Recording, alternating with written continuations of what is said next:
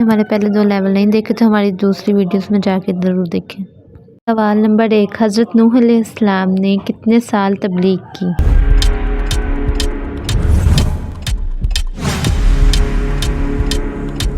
जवाब 950 साल।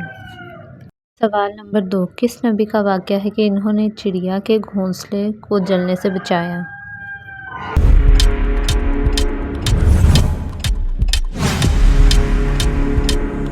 जवाब हज़रत इब्राहीम अलैहिस्सलाम।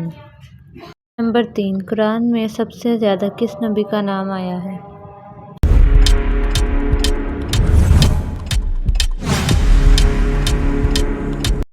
जवाब हज़रत मूसा अलैहिस्सलाम तकरीबन 136 बार।